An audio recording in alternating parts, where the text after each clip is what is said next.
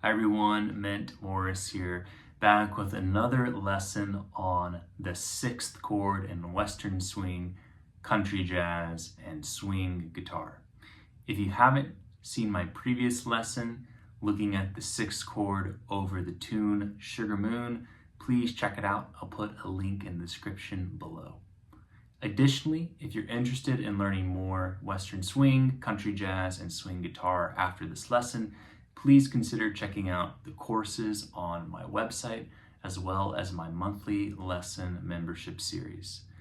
This year, we are covering the 10 must-know country jazz instrumentals.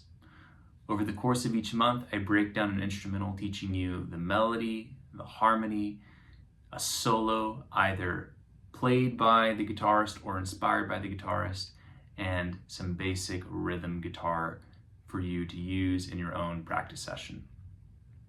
To break what I did down here, I'm going to go through just the basic chord shapes that I'm working from and show you a few different ways of emulating a steel guitar or pedal steel slide guitar sound. So I'm in the key of G, working out of a G6 chord. So the G6 chord is like the relative minor or the 6 minor. In this case, it would be the E minor for the key of G. So I have my G chord here, and I'm visualizing the E minor. I have B, G, and E that's stacked right on top of it. So I have this 3-note voicing, but I also have a 4-note voicing. Often I hear guitarists play 3-note voicing 6th chords. I like adding in the 4th. This is from Roy Lanham's influence in my playing, where I'll use a pick and then these 3 fingers to grab typically the first 4 strings of the guitar. So I'm going to start off by just playing my G6 like this. This is the 1 chord, and then when I get to the 4 chord, I'm visualizing my C right here, and then I have the 6th, the A note on the 10th fret of the 2nd string. Then I'll move it up a whole step to play a D6. Okay, so just kind of a simple outline of what I did here. I have a great slide guitar lap steel move that I learned from Brett Volkart and his way of appropriating or emulating the steel guitar, where you take your 6th chord shape or your minor chord shape, if you rather think of it like that, and you move it up to the 6th on the 1st string. So again, key of G, we're thinking of the E note. So I'm going to make what looks like an A minor chord here. But I'm going to slide this down into an E minor chord, or the G6 here. So I start here, move it all the way down a half step below where I want to go, and then resolve up. So I have this resolve. And there's all sorts of different rhythmic variations you can do here.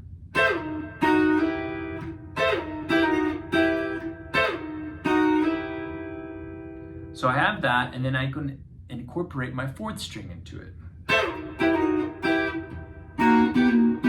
And you can see I'm just going below and then resolving back.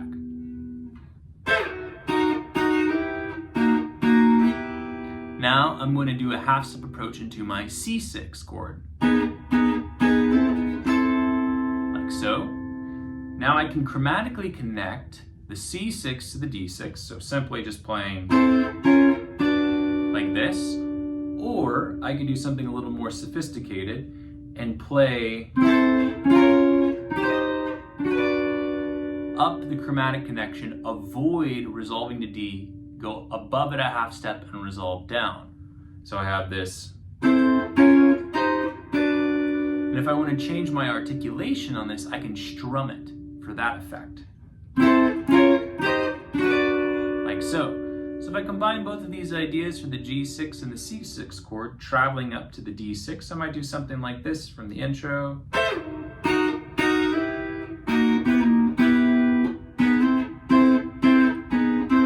Strum. Now I come to my D6 chord. The D6 is the 5 of G, so I'm thinking also of my dominant 7th chord harmony, the D7.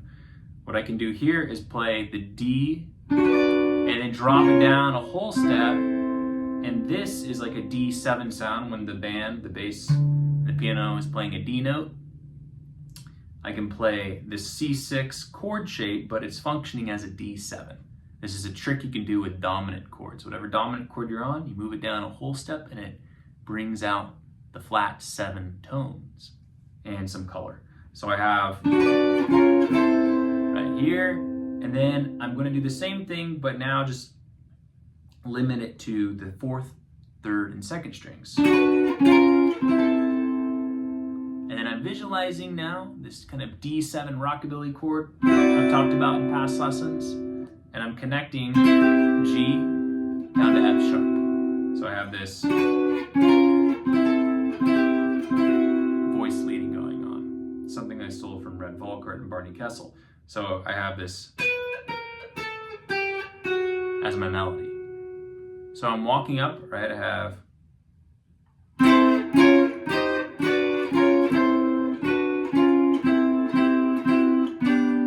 resolving in my G there. So there's a lot you can do with just that. I won't go into the turnaround I did, but we can go through it again and try another kind of variation. So I might go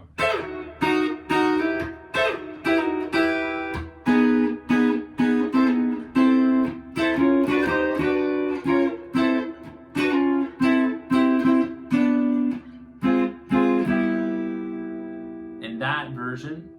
For the 4 to 5 approach, I went through the D, half step above, resolve down, and then I walk down back to my G chord here, just a G triad, and then classic Western swing kind of ending. Target your 1 chord, a half step above, so a sharp 1, and resolve. So I hope you can take some of those ideas and begin to incorporate them into your own playing. Again, if you're interested in learning more, you can always reach out for a private lesson, as well as any of the courses, transcription, and monthly membership plans that I offer. All of those will be linked below in the description, and I'll see you in the next lesson. Thank you all.